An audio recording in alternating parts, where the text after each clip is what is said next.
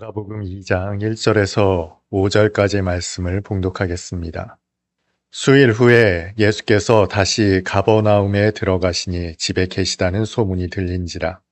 많은 사람이 모여서 문 앞까지도 들어설 자리가 없게 되었는데 예수께서 그들에게 도를 말씀하시더니 사람들이 한 중풍병자를 네 사람에게 메워가지고 예수께로 올세. 무리들 때문에 예수께 데려갈 수 없으므로 그 계신 곳에 지붕을 뜯어 구멍을 내고 중풍병자가 누운 상을 달아내리니 예수께서 그들의 믿음을 보시고 중풍병자에게 이르시되 작은 자야 내 죄사함을 받았느니라 하시니 아멘. 우리의 신앙생활이 신사적이라는 것, 이게 어떤 의미를 가질까 그런 생각을 한 적이 있어요. 이를테면 여러분 기도할 때 신사적으로 기도하십니까? 한국 교회 특성상 부르짖는 기도가 있어요. 얼핏 보면 참 신사적으로 보이지 않잖아요. 믿음의 사람 중에 지나치게 신사적이었던 사람이 있습니다. 바로 사도 바울입니다. 사도 바울은 그의 육체의 가시를 위해서 기도를 드렸어요. 바울은 그런데 딱 3번 기도를 드렸습니다. 횟수까지 세면서 기도를 드렸던 모양입니다. 그런데 그 기도 응답이 그가 바라는 대로 이루어지진 않았습니다. 얼마나 마음 먹고 기도를 드렸겠어요. 3번이라고 횟수까지 언급한 것을 보면 얼마나 정성스럽게 기도 드렸을지 가늠이 됩니다. 그런데 너무 단호하게 이렇게 말씀하셨죠. 내 은혜가 내게 족하다. 은혜가 족하다는 하나님의 응답에 바울은 또 얼마나 신사적인지 도리어 크게 기뻐했다라고 기록하고 있습니다. 야곱처럼 붙들고 늘어졌어야 할까요? 그가 조금 더 믿음으로 구했다면 하나님께서 마음을 움직이지 않으셨을까요? 어떤 바울입니까? 훗날 순교에 이르는 하나님의 사람 바울 아닙니까?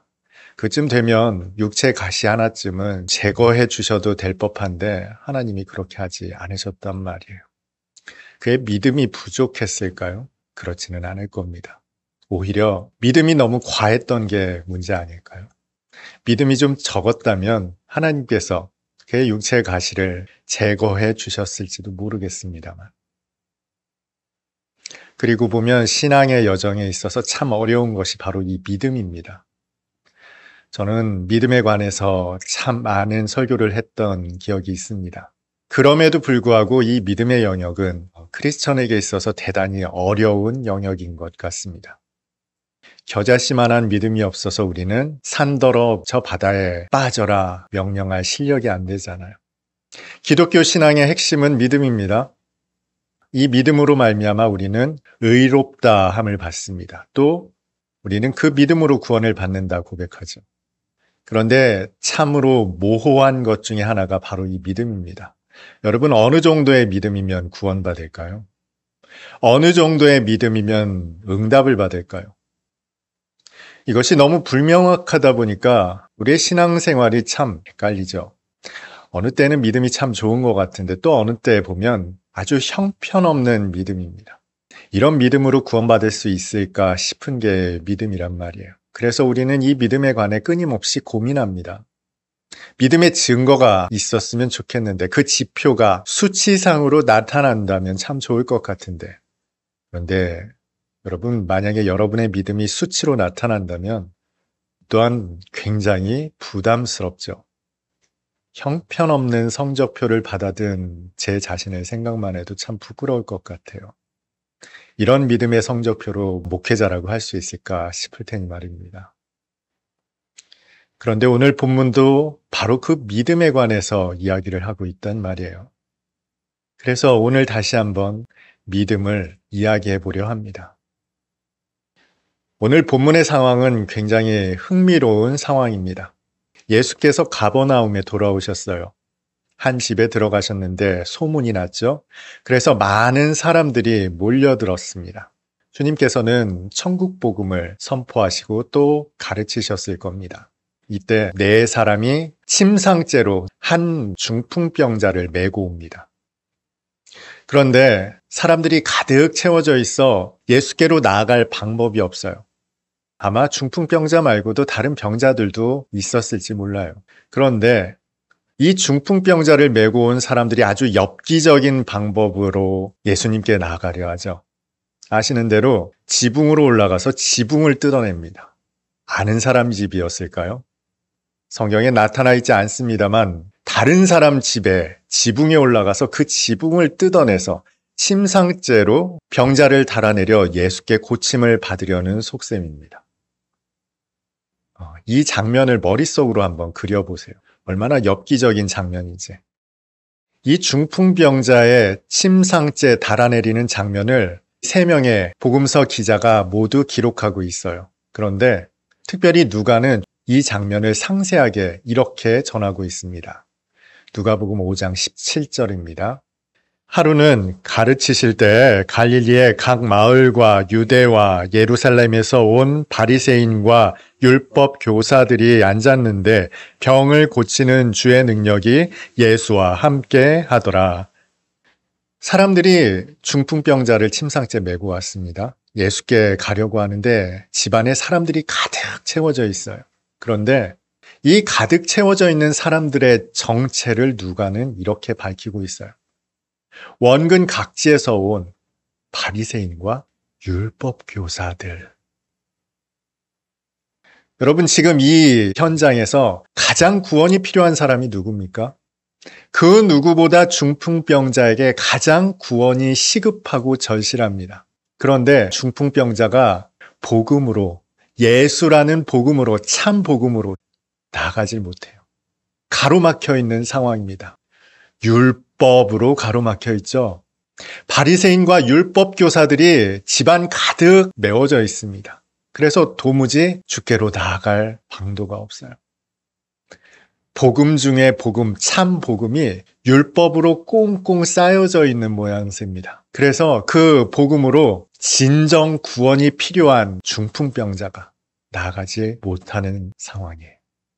율법이 좀 관대하면 안 됩니까? 사람들이 좀 긍휼을 베풀면 안 됩니까? 좀 자리를 열어서 좀 들어갑시다. 이 사람 참 급하지 않습니까? 해서 좀 열어주면 그가 주님께로 나아가서 참 복음을 만나 구원받을 수 있을 것 같은데 지금 그렇지 못한 상황이더라는 거예요. 그런데 또 다른 한편으로는 이 사람들도 참 집요합니다. 아니, 좀 기다리면 되지 않을까요? 그렇게 급한 질병이 아니잖아요. 중풍병이라는 게 하루 이틀의 질병은 아니었을 겁니다. 그가 움직이지 못한 것 오래되었을지도 모르죠. 게다가 예수께서 가르치시는 이 일이 언젠간 끝이 날 것 아닙니까? 그동안에는 말씀하시는 말씀을 듣다가 조금 시간은 걸릴지 모르지만 그 다음에 주님을 찾아뵐 수도 있는 노릇입니다만 이 사람들 대단히 무례한 방법을 쓰죠. 사람들에게 도무지 환영받을 수 없는 방법으로, 아주 이기적인 방법으로 고침을 받으려고 합니다. 지붕을 뜯어낼 생각을 합니다. 집에 구멍을 낼 생각을 해요. 우리가 지금 예배드리는 이 천장이 밖에서 누군가가 뜯어내고 있다고 생각을 해보세요. 뭐 이런 사람들이 다 있습니까? 이토록 무례한 사람이 있을까요? 좀 신앙을 신사적으로, 앞서 소개했던 바울처럼 신사적으로 기도할 수 있잖아요. 어떻게 사람들이 이렇습니까? 그런데 결과적으로 이 사람은 구원을 받죠. 고침을 받습니다. 침상을 들고 가라 하시는 주님의 말씀에 응답할 수 있을 만큼 건강해졌단 말이에요. 오늘 본문에 나타난 이 중풍병자, 어떤 상황이죠? 전적으로 무능한 상태입니다. 침상째 메고 왔다는 건 어쩌면 그가 손가락 하나 까딱할 수 없는 지경이었을지 몰라요. 완전히 무능력한 상태죠. 몸이 무력하다 보면 우리의 마음도 점점 그렇게 됩니다. 의지가 사그라지죠. 이 사람이 말을 할 수 있어서, 고침받겠다는 의지가 있어서 저를 예수께로 좀 데려다 주십시오 했을까요? 어쩌면 그의 의지는, 그의 의도는 완전히 부정되었을지 몰라요. 다시 말해서 그의 의지는 하나도 반영되지 않은 채 주변 사람들의 의지로 침상째 묶여서 왔을지도 몰라요. 그럼에도 불구하고 그는 구원을 받았습니다. 게다가 오늘 본문 5절에서는 주님께서 대단히 의미심장한 말씀을 하고 계십니다. 예수께서 그들의 믿음을 보시고 중풍병자에게 이르시되 작은 자야 내 죄사함을 받았느니라 하시니 주님께서 무엇을 보셨는가가 중요합니다. 5절에 뭐라고 나타나 있어요? 그들의 믿음을 보셨다는 거죠. 그의 믿음을 보셨다는 게 아니에요. 그의 믿음으로 고침받은 게 아니라고 성경이 기록합니다. 심지어 공관복음 모두에서 똑같이 기록하고 있어요. 그들의 믿음을 보셨다라고 기록하고 있습니다. 우리에게 익숙한 바는 무엇입니까? 여러분 무엇으로 구원받죠? 믿음으로 구원받습니다. 누구의 믿음이요? 나의 믿음 아닙니까? 그런데 오늘 본문은 마태마가 누가복음 이 공관복음 모두에서 주님께서 보신 믿음은 그들의 믿음이었고 이 그들의 믿음으로 말미암아 중풍병자가 죄사함을 받고 고침을 받고 구원을 받았다는 거예요. 도대체 이 믿음의 정체가 무엇일까요? 저는 이 본문의 말씀을 묵상하면서 이 사람이 중풍병자 아닙니까? 그러면 나이도 제법 많은 분일 거라 그런 생각을 했었습니다만 그런데 전혀 그렇지가 않았습니다. 예수께서 이 중풍병자를 뭐라고 지칭하는지 한번 보세요. 주님은 이 중풍병자를 작은 자라고 지칭하고 계십니다. 옛 번역은 소자야라고 기록하고 있고요. 헬라어 원어로는 테크노온이라는 단어가 사용되고 있어요. 사도 바울이 디모데를 지칭할 때 썼던 표현입니다. 아들 같은 디모데. 그래서 다른 영어 번역에서는 이 작은 자를 son, 아들이라는 단어로 번역하고 있어요. 내 아들아, 내 죄사함을 받았다라고 주님 말씀하시는 거예요. 물론 신앙적으로 믿음 가운데에서 이렇게 사용할 수도 있다고는 합니다만 이 중풍병자는 그렇게 나이가 많지 않았을 가능성이 높아요. 젊은 나이에 중풍이 걸렸다. 부모님이 중풍에 걸려도 자식 마음이 고통스러울 텐데 이 자식 같은 젊은 청년이 중풍에 걸려 옴싹달싹 못하는 상황이라면 그 가족들의 마음이 어땠을까요? 여기에서 이 침상을 들고 온 사람들의 정체가 누구인지 짐작할 수 있을 겁니다. 고용한 사람이 아니었을 거예요. 아주 가까운 사람, 가족이나 친척이나 아주 가까운 친구들이었을 겁니다. 이들이 어떤 마음으로 데려왔을까요? 그저 진찰이나 한번 받아볼 요량이었을까요? 아닐 겁니다. 아주 절박한 마음이었을 거예요. 본인은 의지가 없었을지도 몰라요. 젊디 젊은 사람이 중풍병에 걸려 옴싹달싹 못하는 상황 속에 절망으로 나날을 보내던 가족들, 아주 가까운 친척들, 친구들이 예수께서 오셨다는 소문을 들었어요. 데려가서 고침을 받자 침상째 메고 달려왔습니다. 그런데 예수께로 나아갈 방법이 없어요. 복음 가운데로 나아갈 방법이 없어요. 이 절박한 심정에 사람들이 지붕을 뜯어내고 있었어요. 그리고 침상째로 달아서 예수께로 내려 보냈단 말이죠. 여기에서 중요한 것이 이 침상째로 달아내렸던 사람들의 마음입니다. 여러분 이 마음이 공감이 되세요? 신사적일 수 없었다고요. 기다릴 수 없었다고요. 무례할 수밖에 없었다고요. 이런 장면이 성경 곳곳에 나타나죠. 예수께서 지나시자 고래고래 소리 질렀던 병자들, 이들은 아주 절박했고 간절했습니다. 무엇이 간절했을까요? 내 친구 좀 고쳐주십시오. 내 아들 좀 살려주십시오. 여러분 이 마음의 핵심이 뭘까요? 이 병자에 대한 사랑 아닙니까? 제발 고침을 받았으면 하는 그 간절한 이 병자를 향한 사랑이죠. 그런데 이것을 두고 주님이 뭐라고 말씀하고 계세요? 믿음이라고 말씀하고 계세요. 우리는 뭔가를 정확하게 규정하고 정의하는 것에 익숙합니다. 그래서 믿음이 무엇입니까? 소망이 무엇입니까? 사랑이 무엇입니까? 라고 하면 믿음은 이것이고 소망은 이것이고 사랑은 이것이고 라고 정의해서 믿음을 가져야지, 소망을 가져야지, 사랑을 가져야지 이렇게 생각을 하죠. 게다가 이 중에 제일이 무엇이라고 말해요? 사랑입니다. 우리의 신앙은 이런 걸 좋아해요. 그런데 주님 오늘 뭐라고 말씀하시는지를 보세요. 침상째 들고 왔던 이 사람들의 간절함, 이 중풍병자를 향한 애틋한 마음, 제발 구원받았으면 하는 이 간절한 마음, 이 사랑의 마음을 주님께서는 믿음이라고 말씀하고 있습니다. 이 집의 구조를 독특하게 설명을 드렸죠. 하나의 집이 있고 한가운데에서 복음이 선포되고 있습니다. 그런데 그 참 복음이 율법으로 가득한 사람들, 바리새인과 율법 교사들로 감추어져 있어요. 그래서 정작 구원이 가장 절실한 자에게 닿지를 않습니다.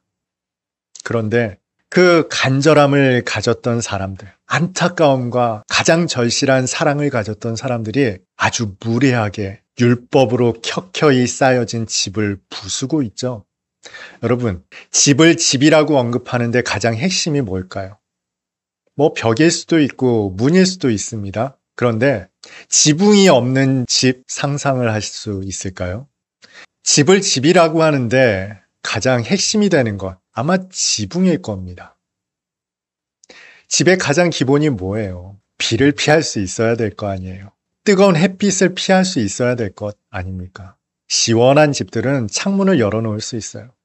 그런데 이 지붕이 무너졌다, 이 지붕이 뚫렸다, 집으로서의 기능을 대단히 심각하게 훼손한 상태 아닙니까? 그런데 그 심각한 훼손을 통해서 이 병자가, 이 죄인이 복음을 만날 수 있었어요. 복음으로 나아갈 수 있었다고요. 그리고 그 참 복음이신 주님께서 그들의 믿음을 보시고 죄사함을 받았다 선포하셨다고요.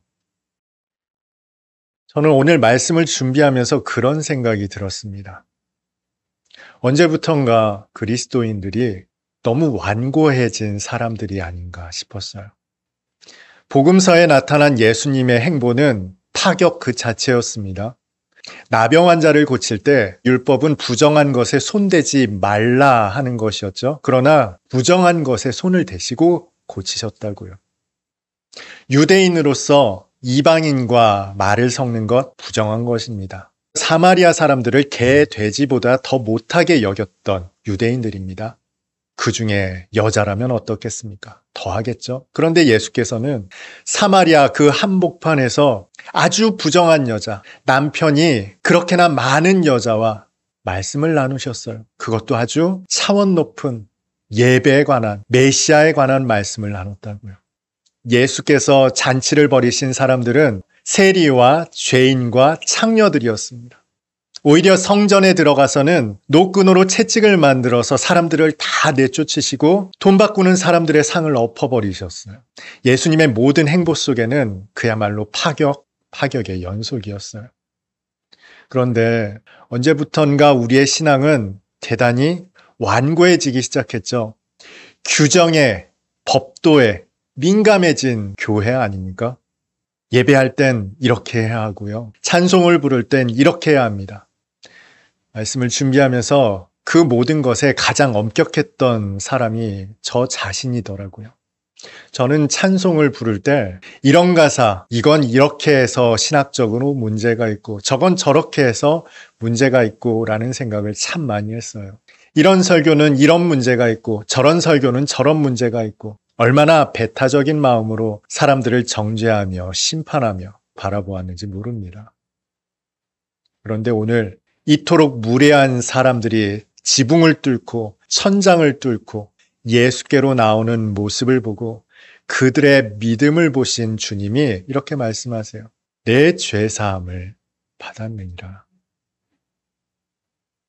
혹시 내 신앙이 바리새인들과 율법 교사들의 율법에 켜켜이 쌓여 정작 복음이 필요한 사람들에게는 가로막혀 있지 않은지, 정작 생명이 필요한 사람들에게 가로막혀 있지는 않은지 오늘 말씀 속에서 나 자신을 진단할 수 있었으면 참 좋겠습니다. 이 지붕이 뜯길 때 환영했던 사람이 단 한 사람이 있었습니다. 예수님이셨어요. 집주인도 아니었고 율법 교사들과 바리새인도 아니었고 제자들도 아니었고 예수님의 말씀이 끝나기를 기다렸던 병자들도 아니었습니다. 심지어 그 지붕을 뜯어내던 사람들도 자기 자신들에 대해서 환영할 수 없었을 거예요. 단 주님께서는 뜯어지는 지붕을 유일하게 환영하셨습니다. 그리고 죄 사함의 권세를 선언하시고 고침받는 은혜를 베푸셨습니다. 우리의 믿음이 완고함에 갇히지 않기를 바랍니다. 여러분의 신앙이 주님의 기뻐하심에 동참할 수 있었으면 좋겠어요.